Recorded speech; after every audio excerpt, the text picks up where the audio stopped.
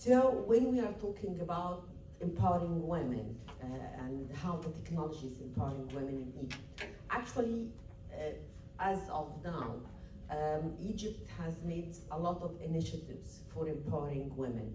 There is an initiative called Tahwisha. It helps women to somehow manage to have some money and then start their own businesses, small businesses. There is a lot of fintech initiatives.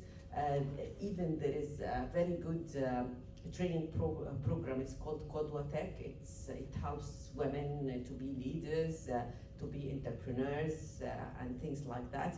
And for the small things, for the SMEs and women in rural areas, actually there are I'm not just saying hundreds, hundreds of thousands of women who are now working on their own using technology.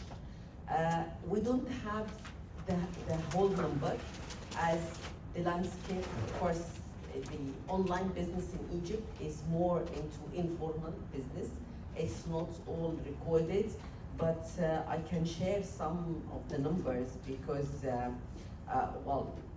for Tahwisha, it's 500,000 women in rural areas. So this is a number that's already known. But the approximate number for the e-commerce market in Egypt, it's considered $11 billion. This is considerations from the government and from other places, but it's not really got into radar. And there is no big gender gap in favor of men on the online business. On the contrary, it's the gender gap in favor of women, because actually all the numbers are saying that mostly the people who are working the e-commerce in Egypt are women, either selling their products or even selling any other products, mobile accessories, bags, whatever.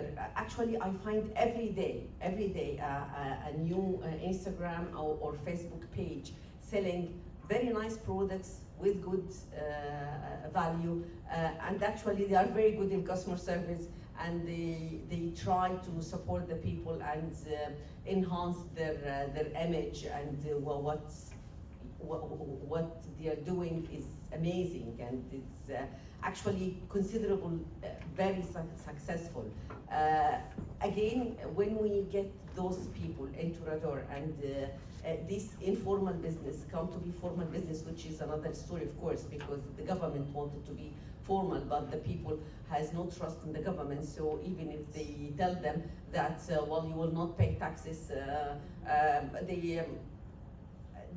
simply they don't believe them. They think that, well, they give them this tax relief initiative today, and in 1 or 2 years they are now known and they are under the radar, so they will get taxes from them, or they will anyhow get them into any other problem. So that's why people don't want to register. But with this fantastic technology empowerment for women come the challenges, all the problems of harassment, cyber attacks, all the issues that women are the weaker agents in this, and women are normally the people who are more, of course, definitely men can have some of these challenges, but when we talk percentages, the majority are women. So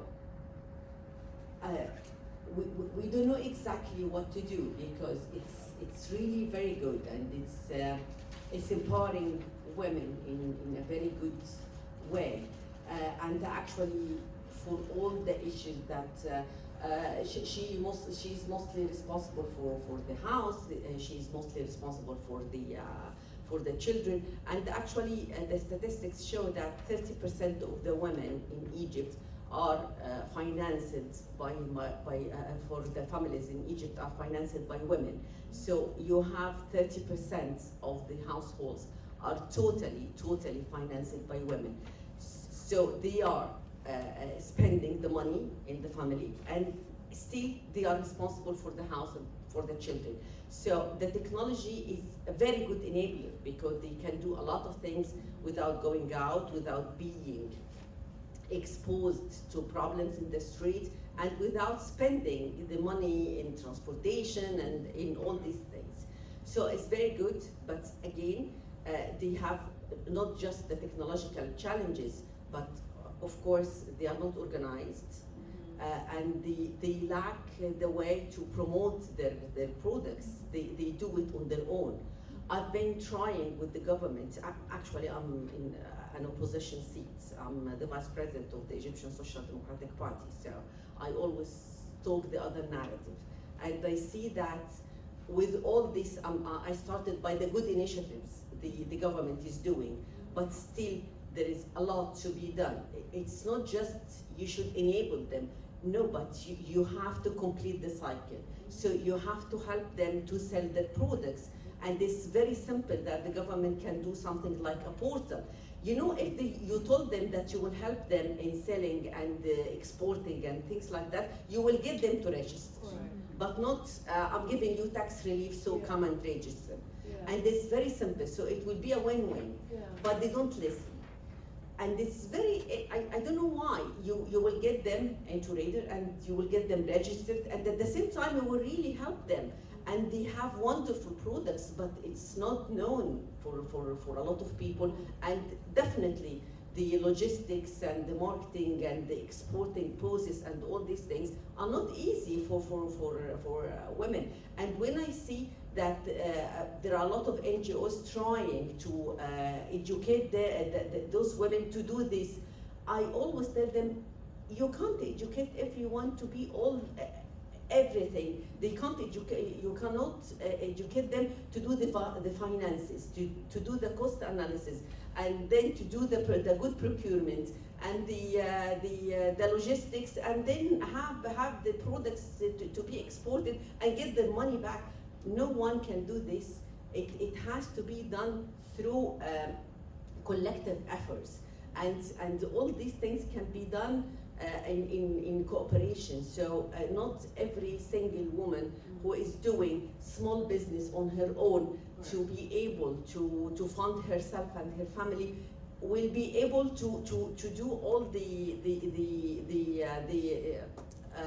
items in the cycle. The cycle is very long, and it needs really a lot, not just a lot of people, well-educated people, and the ones who know how to do such things. But again, when we look at the big picture, it's promising. It's very good that all those women in rural areas, just with a mobile and internet, they can do a lot of things. They can be really empowered, and they are able now to finance themselves and their family.